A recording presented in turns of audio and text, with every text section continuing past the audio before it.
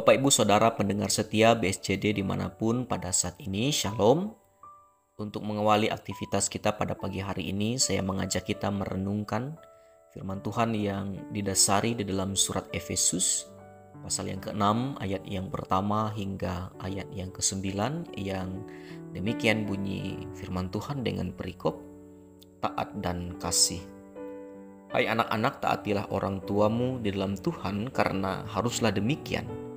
Hormatilah ayahmu dan ibumu. Ini adalah suatu perintah yang penting seperti yang nyata dari janji ini, supaya kamu berbahagia dan panjang umurmu di bumi. Dan kamu, bapak-bapak, janganlah bangkitkan amarah di dalam hati anak-anakmu, tetapi didiklah mereka di dalam ajaran dan nasihat Tuhan. Hai hamba-hamba, taatilah Tuanmu yang di dunia dengan takut dan gentar, dan dengan tulus hati sama seperti kamu taat kepada Kristus. Jangan hanya di hadapan mereka saja untuk menyenangkan hati orang, tetapi sebagai hamba-hamba Kristus yang dengan segenap hati melakukan kehendak Allah, dan yang dengan rela menjalankan pelayanannya seperti orang-orang yang melayani Tuhan dan bukan manusia. Kamu tahu bahwa setiap orang, baik hamba maupun orang merdeka, kalau ia telah berbuat sesuatu yang baik, ia akan menerima balasannya dari Tuhan. Dan kamu tuan-tuan, berbuatlah demikian juga terhadap mereka, dan jauhkanlah ancaman. Ingatlah bahwa Tuhan mereka dan Tuhan kamu ada di sorga, dan ia tidak memandang muka. Amin untuk firman Tuhan. Bapak Ibu Saudara, melihat dari kacamata dunia, relasi dalam keluarga dan dunia kerja pada saat ini tentu penuh dengan tantangan dan ujian. Misalnya kekerasan dalam rumah tangga terjadi di mana-mana, di mana orang tua mengeksploitasi anaknya atau anak membunuh orang tuanya. Begitupun dalam dunia kerja, majikan memeras karyawannya dengan gaji yang sangat minim, dan karyawan menyuarakan ketidakpuasan mereka dengan keluhan-keluhan, bahkan dengan kekerasan.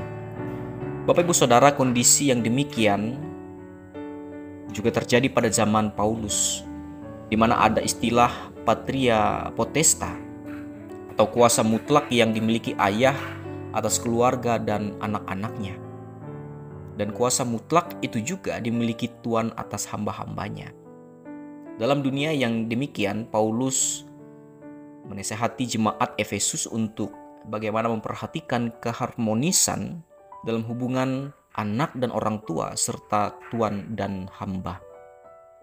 Anak-anak dituntut untuk bagaimana menghormati dan taat kepada orang tua yang telah melahirkan, membesarkan, serta mendidik mereka. Ketatan ini akan mendatangkan berkat dan umur panjang seperti yang dikatakan dalam firman Tuhan, terlebih di dalam perintah kelima dari 10 perintah Allah.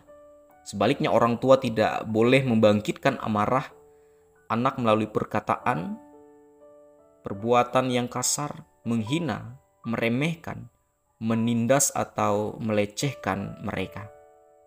Sebaliknya, orang tua harus bagaimana mendidik sebagai kepala keluarga yang bertanggung jawab bagi pendidikan jasmani dan rohani anak-anak mereka. Lalu dalam hubungan antara hamba dan tuan, Paulus menasihati para hamba untuk bagaimana menaati dan melayani tuan mereka dengan gentar dan tulus hati, sama seperti melayani Kristus. Mereka harus rajin bekerja meski sang tuan tidak mengawasi. Begitu juga sebaliknya, tuan harus memperlakukan hamba-hambanya dengan baik dan adil. Ia tidak boleh menindas para pekerjanya dengan kekuasaan yang ia miliki. Bapak Ibu Saudara pendengar setia BSJD, bila setiap anggota keluarga serta majikan dan karyawan memiliki relasi yang harmonis, yang baik, yang sehat, maka keluarga akan bahagia dan usaha atau pekerjaan pun akan berjalan dengan baik. Oleh karena itu, bangunlah relasi yang baik, relasi yang sehat, relasi yang harmonis dengan sesama dalam rasa takut akan Tuhan. Sebab takut akan Tuhan adalah permulaan pengetahuan, tapi orang bodoh menghina hikmat dan didikan. Apa yang kita tabur, itulah yang kita tuai. Amin untuk firman Tuhan. Mari kita bersatu hati dalam doa.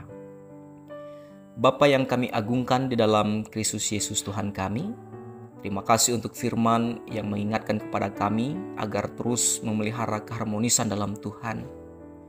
Biarlah melalui firman Tuhan ini juga kami dapat menjadi pribadi yang penuh kasih, yang selalu mengasihi sesama kami seperti Tuhan telah mengasihi kami. Terima kasih Bapa. Demikian pada saat ini kami berserah ke dalam mahakuasaan Allah.